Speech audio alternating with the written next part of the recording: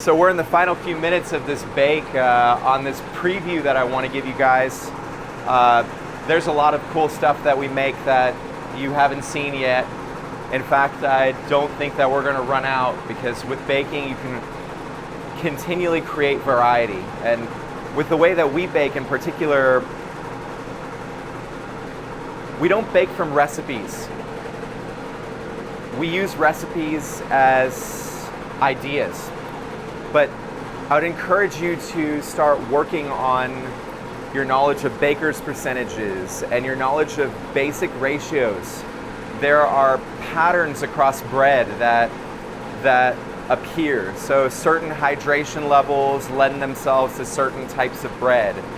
If you understand the basics of what goes into different types of enriched breads and what goes into, the artisan loaves, your ability to deviate from a formula is much higher. In fact, you then become a formula maker of your own, which this product represents. That we took a traditional concept in those peanut crusted rolls that are very common in places of the world like Korea, and we added our own flair by filling them with Mexican chocolate. So this is just a preview. What we're doing right now is I actually kicked up the temperature on the oven for just the last couple minutes just to solidify that crust. So the rolls are all baked, and now I just wanted a nice shell on that peanut. And I'm pretty much getting there now. The color is where I need it to be, so it's time to pull these. And later on, hopefully there will be at least one that we can cut open so that you can see the gooey inside. It's incredible. I love our croissants, and oddly I've been finding myself picking up sweet rolls. Typically I wouldn't choose a roll over a croissant, but when it's peanut crusted with Mexican chocolate on the inside, that changes everything. So you can see they now have a nice crust on them, and today they just got to be a great size. You might be able to tell that it's a little bit of a tricky process, because if you don't do things just right, like I mentioned earlier, the peanut crust can just basically be kicked off by the rise of the rolls. We did a good job here. The peanuts are just coating it all around. It smells incredible. You can get that smell of the spices and the Mexican chocolate. There's cayenne and ginger, all the kind of regular things that you'd find in Mexican chocolate. And so these will be a really nice treat for somebody getting a home delivery today. So it's early in the morning right now, and these things are leaving the bakery in just a little over an hour. Barely enough time for them to slightly cool down. They're going to get put in a box and sent to somebody's home. These are all spoken for. These are all baked to order this morning. And this is something that we've been working on the business side over the whole summer, is figuring out how to organize our life with deliveries to make sure that the orders come in an appropriate amount of time, that we have time to plan our resources and bake everything as fresh to order as fresh can be. These baguettes that just came out of the oven, again, they're 20 minutes old right now, and they're going to be in somebody's house this morning within the next couple hours. So somebody's going to be enjoying fresh baguettes for lunch today. I think it's a great thing. But it took us a minute to figure out how to organize our business life around home delivery. It's more challenging than people think. You'll notice that there's an upgrade here in these polar strips. So we put these in over the summer when we had summer break. You'll notice on other content that we've put up that we even had like a tent wall from like a canopy tent in between these spaces. In the summertime, it gets so incredibly hot. It's 120 outside, and we can't deal with that in here at those type of temperatures, which I have worked in the summer. We used to be in this space working in 120 degrees for a 16-hour day. Try making croissants in that type of environment, it's impossible. So we wanted to trap the heat from the oven room We wanted to trap the heat from the new addition, which is not insulated yet, and so it's subjected to all the elements. And believe it or not, these clear plastic strips, they're a little thick, but they're designed for refrigerators, and they trap the temperature.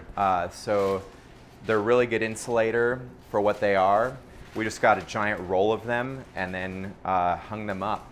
We actually did this on a magnet system, so we can easily just take them down. They just come right off the hook, and that way they're easy to clean because we're going back and forth, so we need the ability to clean them. We're going to have to do a segment in the upcoming time on ciabatta. We have a intimate and painful story with ciabatta that dates all the way back to the beginning of our time. I cut my teeth learning how to make bread on ciabatta, and it is a painful place to be, to learn how to make bread for restaurants when you've never baked before. This is incredibly difficult bread to work with because it can really vary. The dough is super wet, difficult to handle, difficult to make exact. And when we first started, we were making this bread for restaurants. You can't pick a harder bread to make.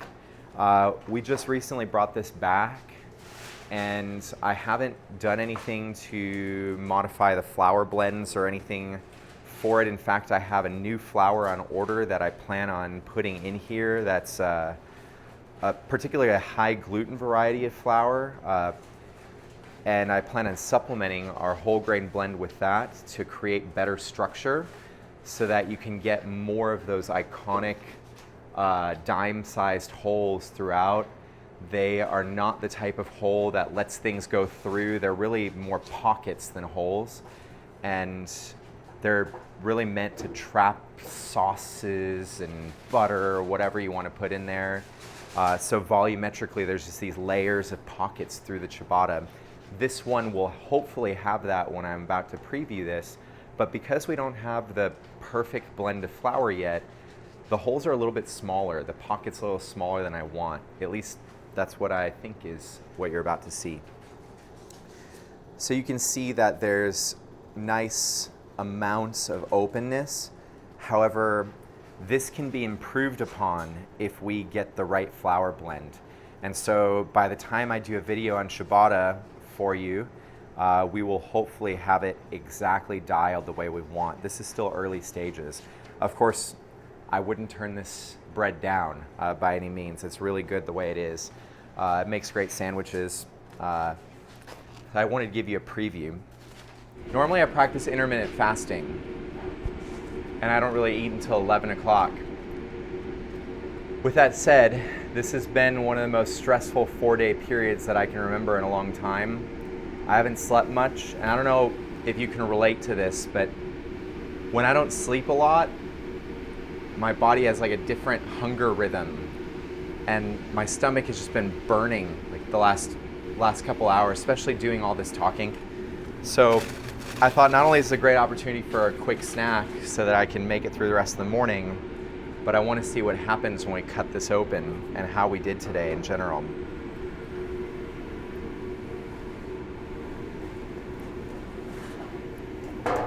So you can see that this is just filled with Mexican chocolate throughout. So that's a spicy chocolate that has ginger, has cayenne and other spices as well. And then it's a sweet sourdough roll crusted with a peanut, basically a peanut frangipan that's been modified. We added some rolled oats to the peanut frangipan for texture. It's kind of my new favorite thing. And it seems like I'm being unfaithful to the croissants by saying that. You spend so much time making sourdough croissants that there's a certain loyalty that you have to the sourdough croissant. And buns typically just aren't as sexy as croissants, so it's very hard to imagine that I am saying this is superior. It's not superior, it's just different. This is novel right now for me. I've had a lot of our pastries, so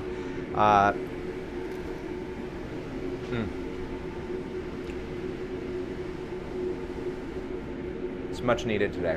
Much needed.